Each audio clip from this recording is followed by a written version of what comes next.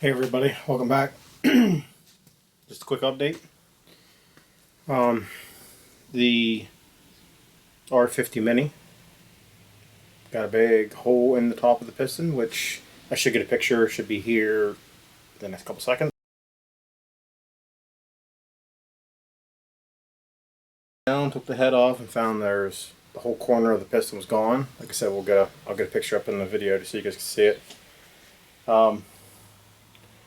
So we have a local U-Pull-It place, and I called, and luckily I found an R53. So we ran up, well I ran up, pulled the S engine out and the 6-speed transmission, which it's a fiasco when you do it at a U-Pull-It place because you're laying in mud, playing around.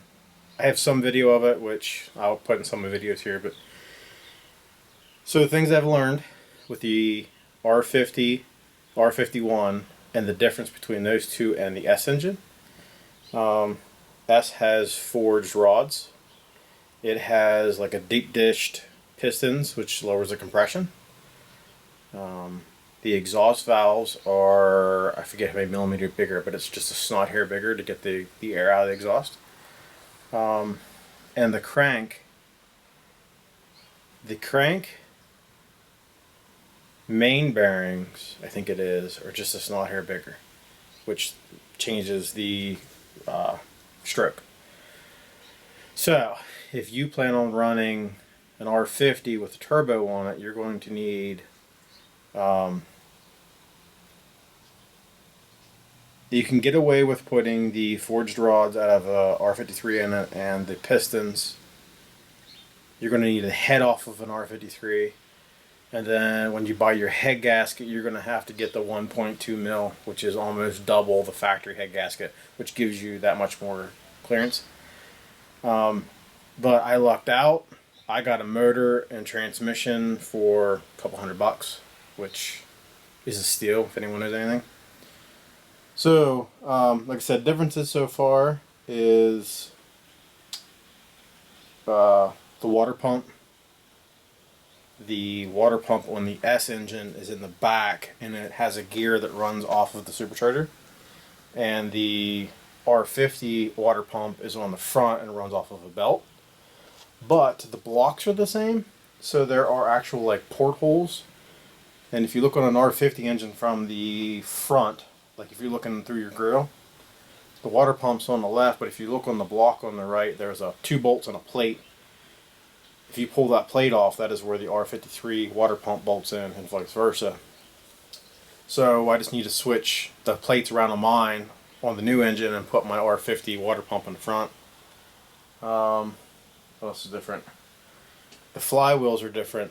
The flywheel on the R53 is a 2-piece, which has like rubber in it, and the R50 is solid, which I'm going to stick with that for now, and then down the road I'll switch to a solid flywheel. Like I said, the heads are different. And it's just the valves. It's the only thing that's different in them. All the sensors, water pump, are the water neck that's on the side of the head. It is a completely different setup between the R50 and R53. So you just gotta flip-flop them on your engines. Crank pulley is different. I had to go buy a special puller to pull this thing off. And as you can see, it is bent. It took me an hour and a half to get this thing off. That's how tight this thing was. So, buy the right puller. I think it's like $40 off Amazon or something. I can put the link in the bottom of this video if you guys want it.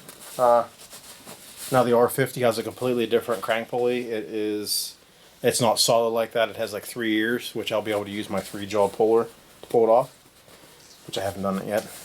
I got to flip-flop the oil pans because my oil pan has the return for the turbo, because the supercharger doesn't have an oil return. It's enclosed. The engine I got has a oil cooler. And when I say oil cooler, I mean it has antifreeze that runs through a cooler that is attached to the oil filter housing. I'm not 100% sure how that cools the oil. My guess is it probably heats up the oil for in the winter. But anyways, I am going to remove that oil filter housing and everything and switch it with mine. So back to the regular R50, because I already have it set up as the feed for my turbo. I took the sensor off and put a T-fitting in. So, or yeah, T-fitting. So that way the sensor goes on the end of it, the other end goes into the housing, and then this end goes out to the turbo to feed the oil. Other than that, it's just once you get the main centerpiece is all you need out of an R53, and you can just flip-flop your stuff. But since I got it all tore apart, I am removing the head.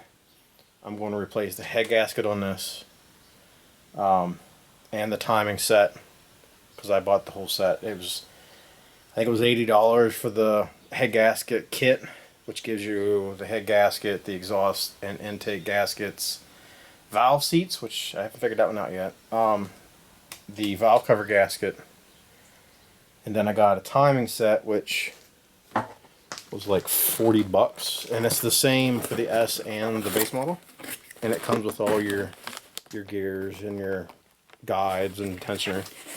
So like I said, I can put in the bottom of this video if you guys want, but yeah, that's what I'm working on today, and hopefully I'll get this flip-flopped around and then get the engine back up to where I need it to be, clean up the transmission, which is the 6-speed now. I ordered the factory 6-speed clutch. I did get the R53 intake, which is right here. So it is a one-piece intake.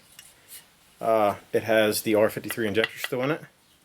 The problem is there is a flange right here that does not bolt my throttle body to it.